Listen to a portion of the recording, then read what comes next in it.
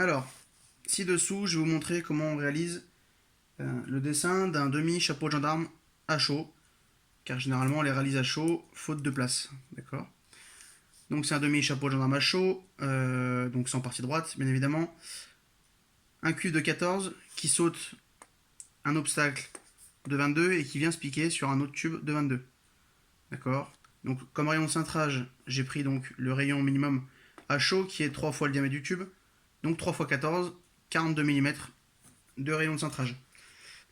Alors, comme d'habitude, je mets mes 15 mm entre mon tube et mon obstacle. Je trace mon 14. Tac. Et mon axe. De mon axe, je redescends mon rayon de cintrage, donc qui est de 42. Tac. Voilà. Je viens prendre mon rayon de cintrage avec mon compas.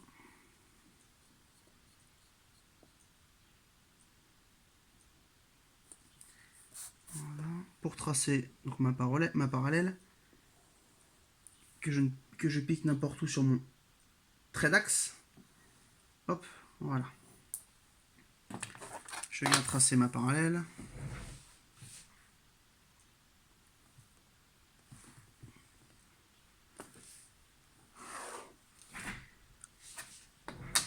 Une fois que ma parallèle est tracée, comme un chapeau de gendarme à chaud normal, donc la partie de gauche, ce sera comme un chapeau de gendarme normal, donc réalisé de la même sorte.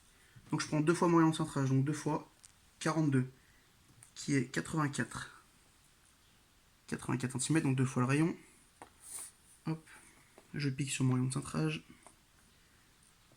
Je viens faire un repère sur mon trait, sur ma parallèle.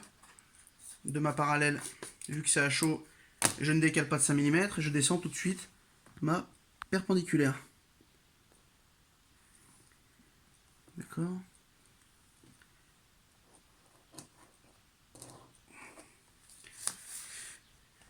Voilà, ma perpendiculaire est faite. Donc ce côté de gendarme, vu que c'est comme un chapeau de gendarme à chaud basique, je viens de mon rayon ici, je vais relier jusqu'à mon rayon ici.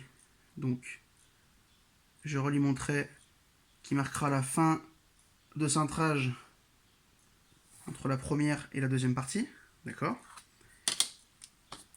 Pour le côté où on va venir se piquer. La technique, c'est de tracer un trait de mon axe, de mon obstacle, jusqu'à mon rayon de cintrage. Je trace un trait. D'accord. En même temps que je trace un trait, je mesure. Donc ce trait mesure 5 cm. Je trace le milieu de ce trait, qui est de 25 mm. Je viens avec mon compas à l'axe de ce trait. Je viens tracer un demi-cercle sur cette ligne. D'accord. Vous allez comprendre pourquoi. Une fois ceci réalisé, je me pique sur mon rayon, toujours, et je viens chercher mon axe pour tracer mon trait d'axe. Et je m'arrête quand je rencontre mon demi-cercle. Paf.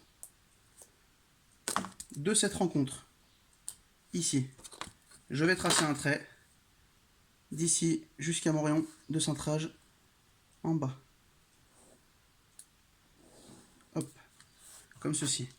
Et en fait, ce trait, ce sera tout simplement ma fin de cintrage, comme ici, entre mon grand cintre et ma partie droite qui viendra se piquer directement à l'axe. D'accord. Donc je vais vous montrer tout de suite. De la fin de ce cintre, normalement, je suis à l'équerre jusqu'à l'axe de mon obstacle. Tac. Vous voyez. Et après, j'ai plus qu'à finir de relier mon demi-chapeau de gendarme.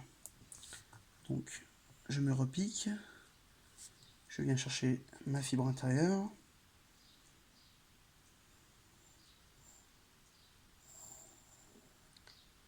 Paf.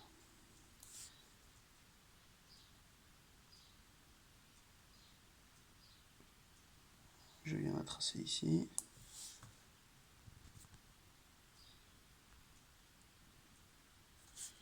Je viens chercher ma fibre extérieure que je vais venir tracer. Voilà. Donc j'arrête bien mes courbes, que j'arrête bien sur mes traits. Hein. D'accord. Tac. Donc vous voyez, là on est relié. Là j'ai plus qu'à descendre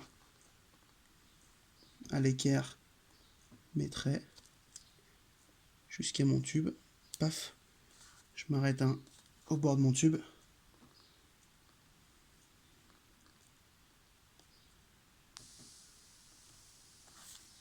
Pour pas m'embêter, je peux même prolonger ce trait pour que mon équerre repose sur un trait plus grand afin d'être plus précis.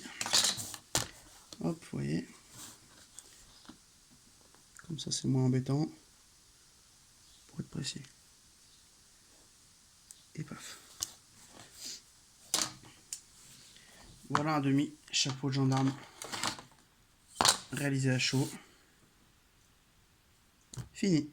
Voilà, avec votre premier cintre, le deuxième grand, et enfin la partie droite. Voilà. Donc le point clé, on le rappelle, hein, c'est le fait de tracer. Donc à gauche, c'est comme un chapeau de gendarme à chaud classique, et en fait à droite, c'est du coup cette droite qu'on vient tracer entre mon rayon de cintrage et l'axe de mon obstacle, le demi-cercle, notre trait d'axe, surtout le trait d'axe, qui va venir rencontrer ce demi-cercle, et de ce point-là, on va tracer une droite qui part de notre rayon de cintrage pour délimiter la fin du cintre.